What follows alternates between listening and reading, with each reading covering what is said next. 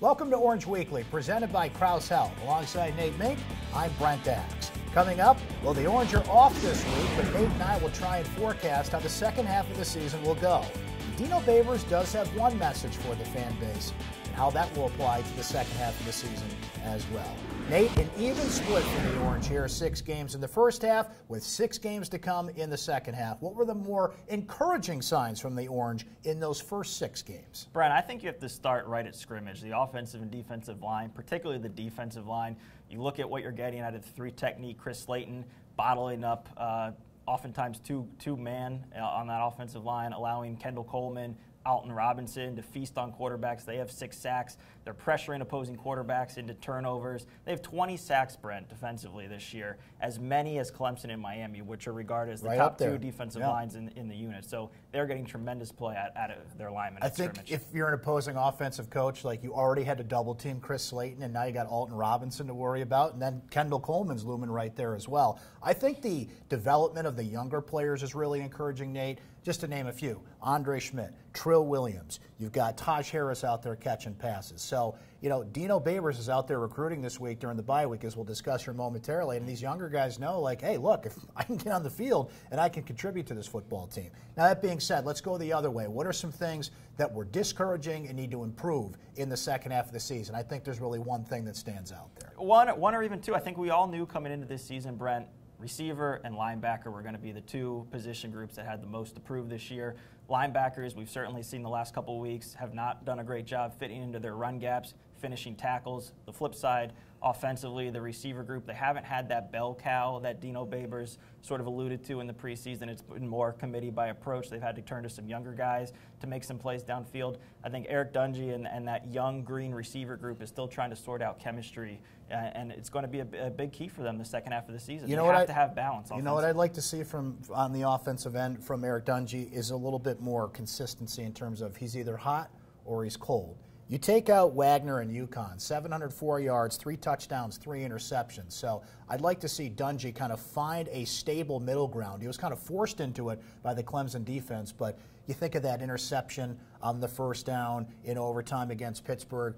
You got to love the fire that he shows, but I wonder if they can kind of calm him down and see if he can make some smart decisions going forward in the second half of the season. So, Nate, in a bye week, you would anticipate that you get back to work, you watch a lot of film, but there's some recruiting to do for this coaching staff as well. What happens when this team gets a week off? You know, more than anything, Brent, I think it's just rest and recovery. You know, they have a bunch of guys who have played banged up this year. They haven't had really a ton of season-ending injuries. Obviously, the long snapper Matt Keller is done for the year. You know, Ravion Pierce has missed multiple weeks. Antoine Cordy left the Pitt game relatively early and did not finish that game. So I think it's a good week to just get everyone in the rehab room, get them rested. Schematically, personnel-wise, I don't know if we see a lot of changes leading up to North Carolina next week because, like you alluded to, so many of the assistant coaches are on the road recruiting, planning for the future. It's a matter of can you exploit your strengths and hide your weaknesses, and we know what the weakness is on the defensive end. All right, so I'm going to give you the Goldilocks test here. Syracuse is 4-2 at the halfway point. Is that record too hot, too cold, or just right? You know, it's really close to being just right,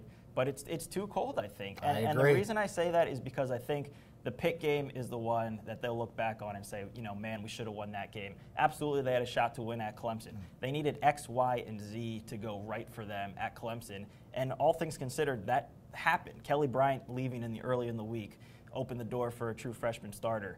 Behind him, you had an inexperienced third stringer. Trevor Lawrence, of course, gets knocked out of the game. So now you're playing their third string quarterback. You know, you had a couple turnovers that you turned into 10 points. So all those things sort of materialized down in Death Valley, and you still end up getting beat. You know, Clemson, at the end of the day, could impose their will at scrimmage when they wanted to. Pitt, you know, you have to just be able to finish that game. You have to be able to avoid the killer turnovers that we saw last week. There's enough there that personnel-wise they should have gotten by Pitt, and I think looking back on it, that's the big one that they should have had. I look at it this way. You could be 6-0. You should be 5-1 if you're the Syracuse football team. Now, you brought up that Clemson matchup, Nate, and there's one thought from Dino Babers that I want to go back to. Not after the Pittsburgh game. He said this after the Clemson game, and I think it's an interesting message for the second half of the season. That's this week's Syracuse Soundbite. I tell you what, that is the million-dollar question. You get the prize right there. That's what I hope the community saw. Okay, you asked what did we get out of this game besides a loss? I hope the community, I hope the university saw a team that they can get behind. I hope they can see the vision that I was talking about and support this football team. I hope that we are doing our part of putting something on the football field that they can be proud of, something that they can come and watch and cheer for. All right, Nate, 6 games to go for the Orange. When you look at this second half schedule, North Carolina and NC State at home. They go to Wake Forest, home to Louisville on a Friday night, Notre Dame at Yankee Stadium. How fun is that going to be? And then at Boston College. What are you thinking about this second half of the season? Any good running backs we're going to have to worry about there? There's a couple. Some balanced offenses, some good running backs. I think the key is going to be, Brent, holding serve at home, starting with next week's opponent, North Carolina. You got to be able to take care of business on your home turf. You know, you follow that up. If you take care of business on Carolina, you follow that up against NC State. You know, we all know who's coming in. Ryan Finley, one of the most accurate quarterbacks in the conference, NFL quality talent. But you're playing potentially for a bowl game that game. So you have a chance to really have, I think, a festive atmosphere outside the dome. And then on the back half of the schedule, again, I think so much depends on the health of your team. I think Wake Forest, Notre Dame, Boston College all pose problems that, from what we've seen against Clemson and Pitt, they can move the ball on Syracuse, and it's going to come down to those handful of plays like it did the previous 2 weeks. Let me go back to Ryan Finley for a moment, because we thought Trevor Lawrence was going to be the guy that would really challenge the Syracuse secondary, and we never really saw that come to fruition. Finley is one of the best throwing quarterbacks in college football. He is going to be a real challenge for that secondary. Ian Book at Notre Dame, another terrific quarterback, is coming down the stretch. Sometimes it comes down to that, Nate. Yes, the running game defense for the Orange needs some work, but what kind of quarterbacks are they going to see down the stretch? So they're at 4-2. I think most of us before the season thought maybe 5-7, 6-6.